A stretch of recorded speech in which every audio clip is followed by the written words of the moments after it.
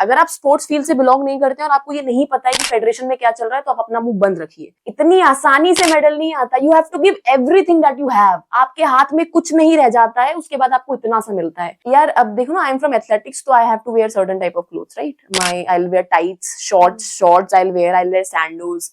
तो your body is visible, या this short should not be this much short, है ना। तो what you are expecting me, sari पहन के जंप करूं मैं? I can not do that, right.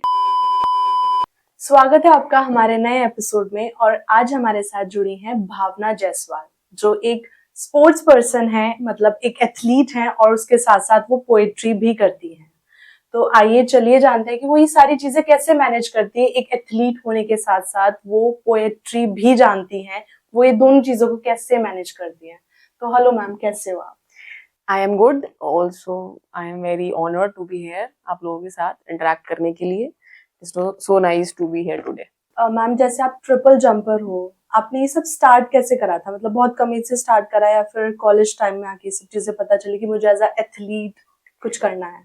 पता है, ऐसे होता है ना, my personality is like that कि अगर आप मुझे ये बोलोगे ना कि तुमसे नहीं हो पाएगा, तो आई विल बी लाइक ऐसे कैसे नहीं हो पाएगा। तो देयर वाज माय पीईटी, तो उन्होंने ऐसे बोला कि सीबीएसई क्लस्टर्स होते हैं ना हमारे स्टेट लेवल्स, तो टीम जाती है। तो आई वाज वेरी एक्साइटेड कि भाई स्पोर्ट्स खेलेंगे, बहुत मजा आएगा, ये वो करके मेडल मिलेगा, स्कॉलरशिप मिलेगी, you will get a track suit and all.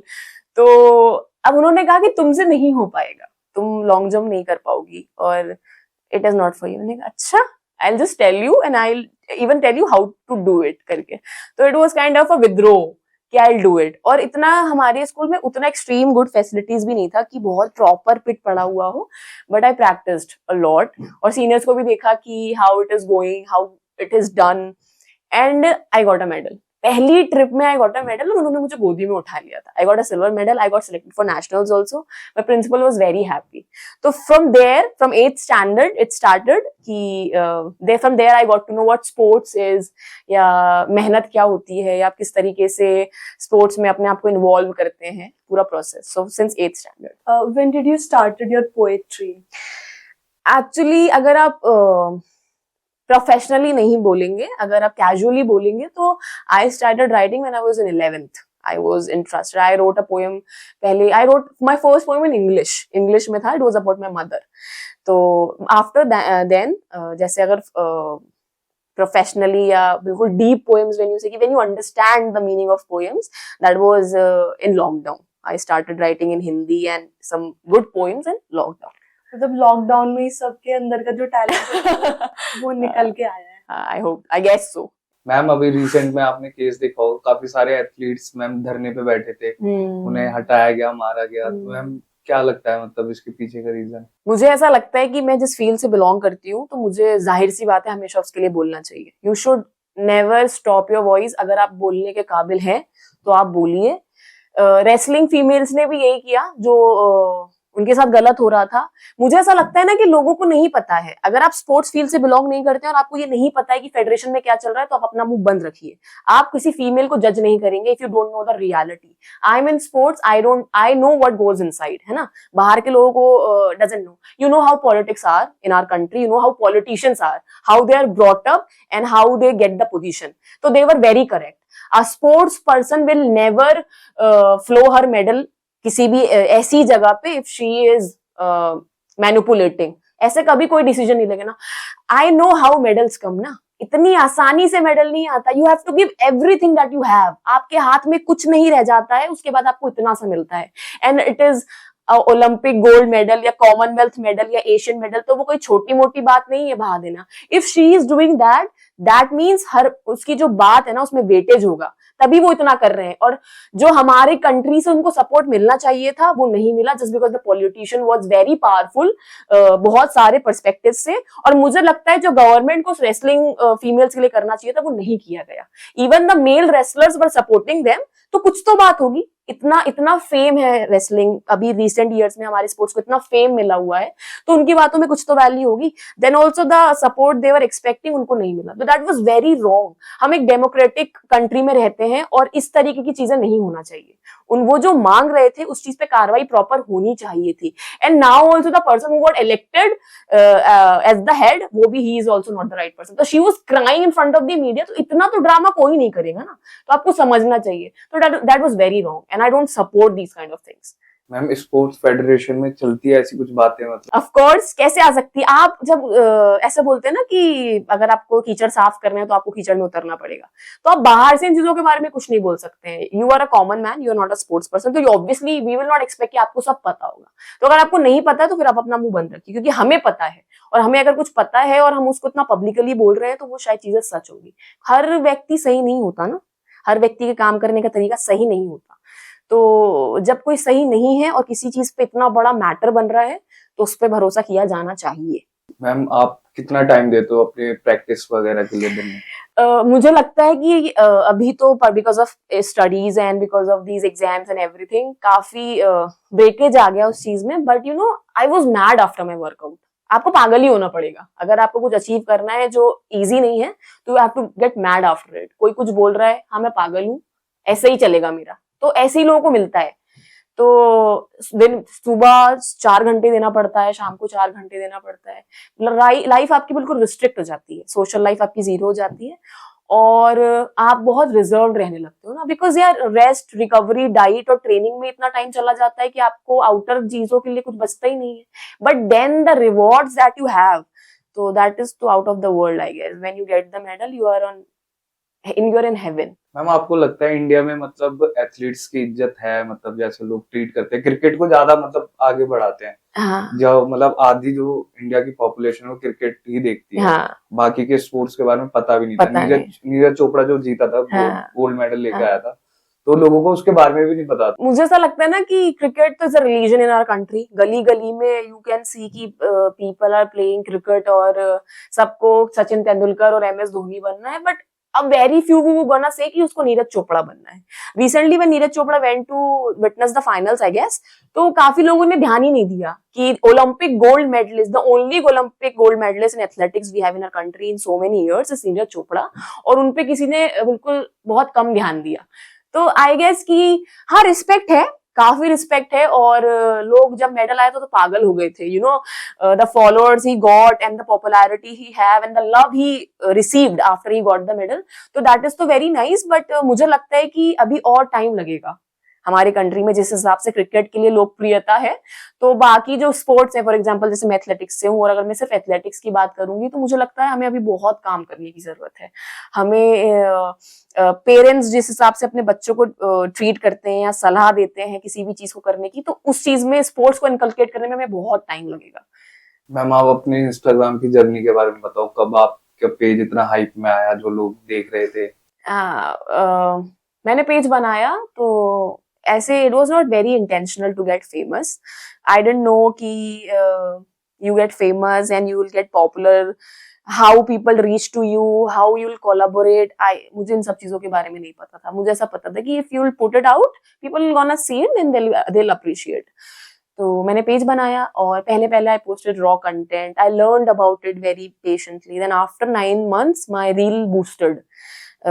My first reel, it was a poetry, it was just a 4-liner, so it got million views, and from there I received so much love from my audience, और I guess अभी तक वो journey चली रही है। Ma'am ये मेरा personal question है। मैंने आपकी काफी रील्स देखी है, तो आप विदाउट मेकअप ही मतलब आप पोस्ट करते हो? तो यहाँ यार पता है, मुझे लगता है ना कि मैं बहुत फायदे में हूँ इस चीज के लिए, कि मुझे कुछ जो करते हैं तो वो एक तो मुझे करना भी नहीं आता, तो जो करते हैं वो काफी ब्यूटीफुली करते हैं, और मुझे नहीं आता है, और ना मेरे दिमाग में हमेशा कुछ ना कुछ चलता ही रहता है। तो आपको नहीं पता चलेगा कि किस टाइम क्या पोर्ट्रे आउट हो जाए ना, किस टाइम कौन सी लाइन राइम हो जाए, and I will just speak it and people gonna love it. तो जिस मोमेंट में मैं होती हूँ और जिस मोमेंट में वो चीजें क्लिक कर जाती है, I just get my phone out, I just make the video and I upload it. तो दैट्स हाउ इट गोज। तो मैम हर किसी की जिंदगी में एक ब्रेकडाउन आता है लाइफ में, तो मैम आपकी लाइफ में कब, कैसे? मुझे ऐसा लगता है कि कभी कभी जब आप टीनेजर होते हो या आपको चीजों का इतना नॉलेज नहीं होता, आप अगर नई चीजों में और नए एक्सपीरियंसेस में कदम रख रहे हैं तो जाहिर सी बात है फॉल डाउन आएगा ना। जीवन में जब तक गलत नहीं चुनोगे तो अच्छे को चुनने की समझ कैसे आएगी। तो पहले गलत चुनना पड़ेगा, समझ आएगी, फिर आप अच्छी चॉइसेस करोगे। Life is all about the choices you make, right. तो मैंने भी शायद कुछ गलत चीजें चुनी, गलत लोगों को चुन लिया, एंड आई वाज शैटर्ड, है ना। तो अब कैसे ना कैसे करके वो पेन को तो कहीं सही डायरेक्शन में लगाना पड़ेगा। I couldn't have done alcoholism और व्हाट यू से नशे एंड ऑल। तो I had this, I had my words, I had something that I have, maybe my voice is a God gift. तो मैंने उस चीज में अपने पेन को टर्न आउट करा, and a person who broke my heart appreciated me after that कि oh my God, what is this? Yeah, this is what I am and this is what you left. Also, that was not my intention, but it happened ultimately. So that's how poetry turned into a page. Ma'am, being a women athlete, India में बहुत सारी चीजें face करनी पड़ती हैं, मतलब बहुत से एलिगेशंस लगा देते हैं बहुत लोग, क्योंकि मूवीज में जैसा दिखता है ऐसी रियल लाइफ में चीजें होती है कि एक एथलीट को रोस्ट करा जा रहा है, उनको फोर्स करा जा रहा है चीजों के लिए। पहले तो आंसरिंग योर क्वेश्चन, हाँ ऐसा होता है। सेकेंडली मेरे साथ ऐसा नहीं हुआ। By God's great I had the like most what we can say very nice coach I had. मैं शायद उनकी पूजा भी करूं तो कम है, मुझे ऐसे कोच मिले थे by God's grace. But every female athlete doesn't gets a coach like, हाँ कि यार अब देखो ना, आई एम फ्रॉम एथलेटिक्स, तो I have to wear certain type of clothes, right. I will wear tights, shorts I will wear sandals, तो your body is visible, या this short should not be this much short, है ना। तो what you are expecting me sari पहन के jump करूं मैं? I cannot do that, right? तो हाँ ये questions होंगे कि if she is wearing that much short clothes, तो she just wants to show off. If I want to show off, I can do it outside also. Why wear कि जहाँ पे भाई जिस जगह की मैं पूजा कर रही हूँ या जिस जगह से मुझे मेरा लाइफ मिलने वाला है, why would I do that there, है ना। और हम में भी इतनी अकल है, females are not बेवकूफ कि, तो these kind of judgments you get, और ज्यादा जजमेंट्स आपको फीमेल से ही मिलते हैं, यू नो। मेल्स तो दे डोंट केयर, वो अपने वर्कआउट में इतना बिजी रहते हैं ना। तो मुझे नहीं लगता कि हमारे ट्रैक में ये ईव टीजिंग या हैरेसिंग या मेल कॉम्पिट या मेल उनसे मेट्स से आती होगी, नहीं ऐसा नहीं होता। जो फीमेल्स होती हैं उन्हीं से ज्यादा आता है ये जजमेंट्स और इंटरप्शंस बीच में और कमेंट्स की, या जस्ट लुक एट हर, या जो भी वल्गर कमेंट्स होंगे। तो that is a very bad case, you know. Women should support women. If you want to make your country empowered, तो women should support women. But हमारे यहाँ ये चीज बहुत कम है, ऐसा नहीं होता। You'll be jealous, you'll be pulling her leg down if she is moving up. So that is a very bad scenario we are facing. I didn't, because my coach was very supportive and he acted like a father when he has to. He acted like my coach. He slapped me when I did something wrong because I needed that. कभी कभी मार भी चाहिए, तो सही रास्ता तभी समझ में आता है। और he made us very empowered. He taught us how to speak for yourself and how to be a good human being before a good athlete. So I never faced that. आपके पेरेंट्स तो बहुत proud feel करते होंगे आप पे। हाँ, in starting my father was the person who, जैसे लड़कियों के नॉर्मली फादर सपोर्ट नहीं करते। मेरा फर्स्ट कंपटीशन में सिर्फ अपने पापा की वजह से खेलने जा पाई थी, वो भी आउट ऑफ द डिस्ट्रिक्ट था। तो my mother wasn't allowing me because I am the only girl in the family. तो माय फादर सपोर्टेड कि if she wants to play and she has the calibre, why are you stopping her. तो my father was the one. Although उनको ये नहीं पसंद कि मैं पूरा अपना सिर्फ स्पोर्ट्स पे बेस्ड कर दूं। ही वांटेड कि मैं अपनी पढ़ाई कभी ना छोड़ूं, बिकॉज हम इंडिया में रहते हैं ना।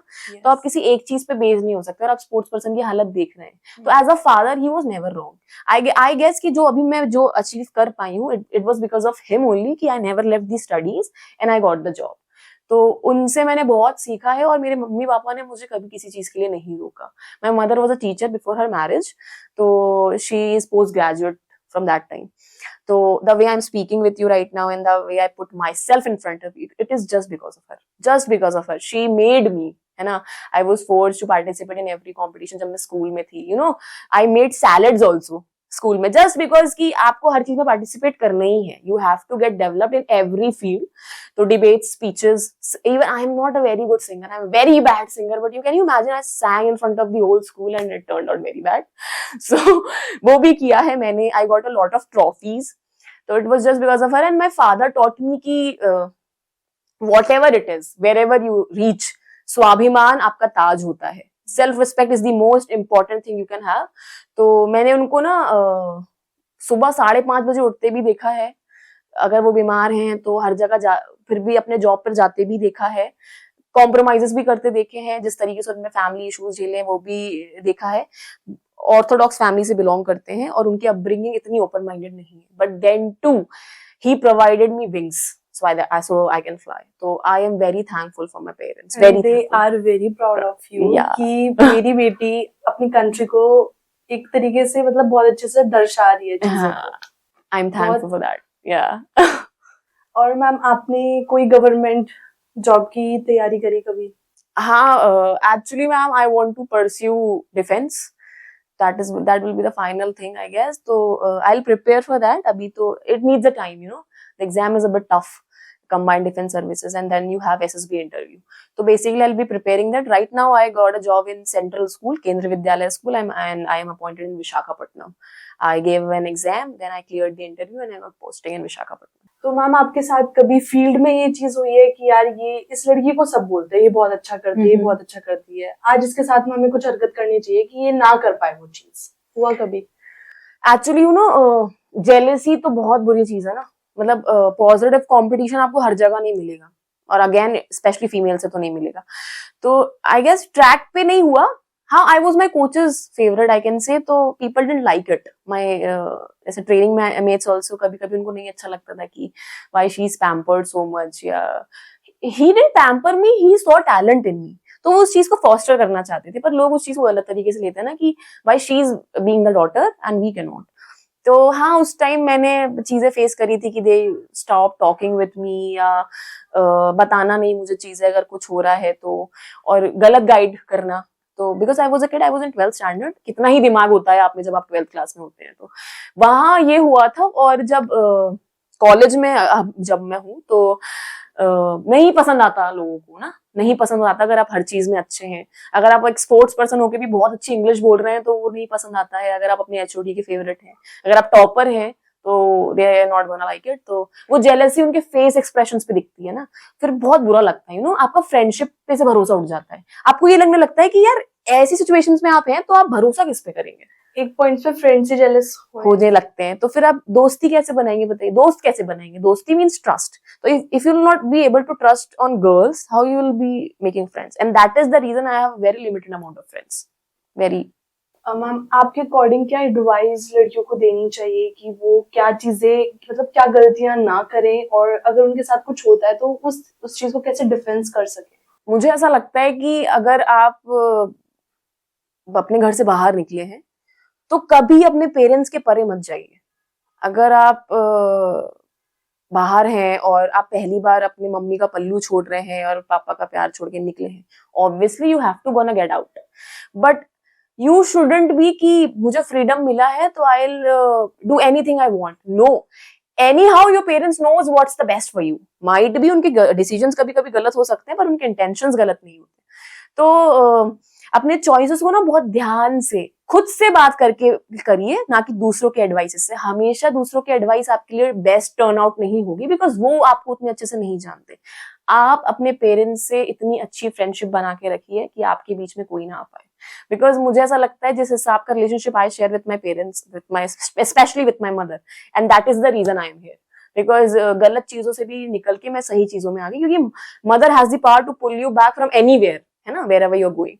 तो I had that. And don't trust anyone.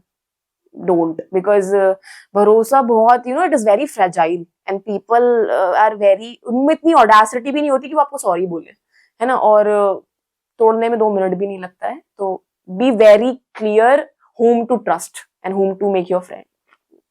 आपके और भी कोई सिबलिंग्स हैं? हाँ, मेरा छोटा भाई है. तो उनको तो ताने मिलते होंगे.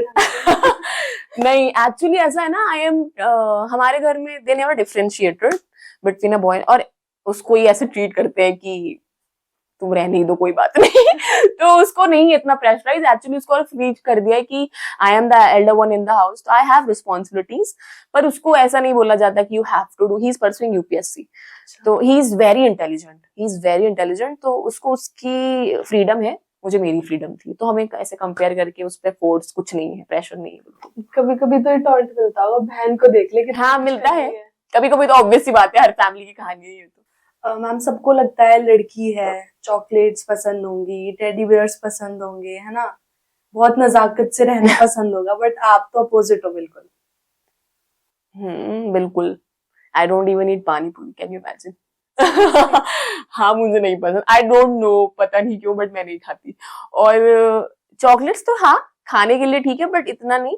मैं स्टार्टिंग से, मेरी मम्मा ने मुझे टॉम बॉयज रखा है, तो I am a very bold personality, I am very fearless, और मुझे लगता है हर लड़की को ऐसे ही होना चाहिए, और हर पेरेंट को अपने बच्चों को इस तरीके से ब्रॉट अप करना चाहिए कि लड़की हमेशा अपना ओपिनियन रख सके, what she wants and what she doesn't want, and no one should be able to dominate हर।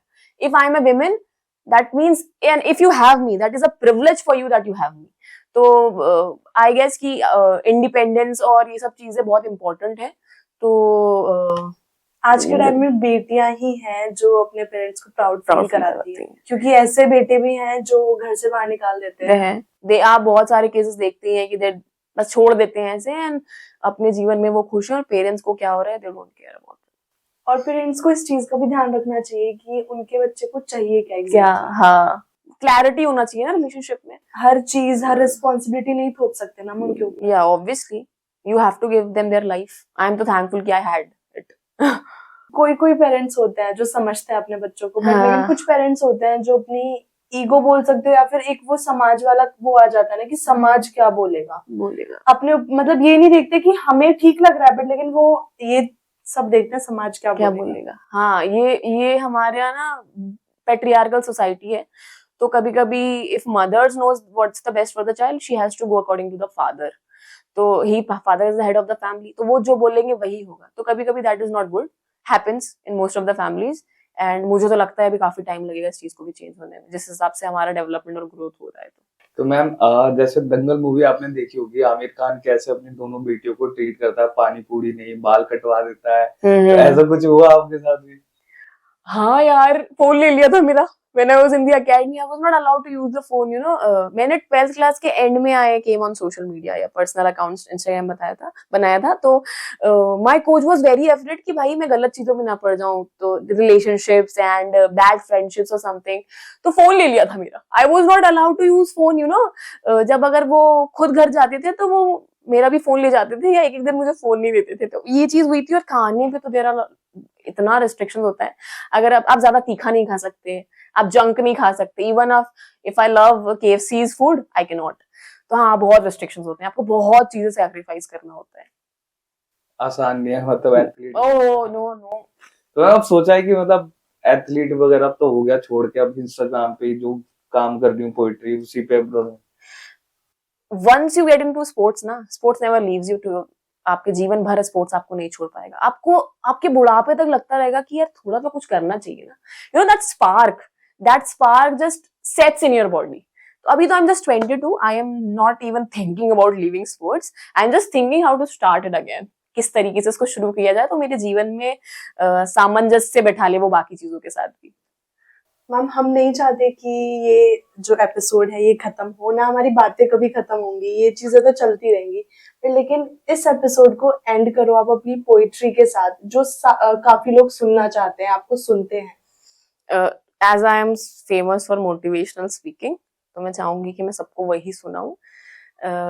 नहीं है मेरे पास समय समुद्र के किनारे जाने का, या पहाड़ों के किनारे खड़े होकर ठंडी हवा के झोंके खाने का, या नुक्कड़ की टपरी पर खड़े होकर चाय पीने का, या सब कुछ छोड़ छाड़ कर सिर्फ जिंदगी जीने का, क्योंकि मैं व्यस्त हूँ अपने सपनों को बुनने में, अपनी मंजिल को चुनने में, उस राह पर चलने में, गिरने में और फिर गिरकर संभलने में, क्योंकि सबसे अच्छी जिंदगी जीने का सिर्फ पैसा ही नहीं होता, और हर किसी का सपना एक जैसा ही नहीं होता। तुम भी राही हो, हम भी राही हैं, सिर्फ राह में फर्क है, और हमें कुछ बना बनाया नहीं मिला, खुद के पैरों पर खड़े होने में पूरा जीवन निकल जाता है, बस यही मेरा तर्क है। Thank you so much for having me.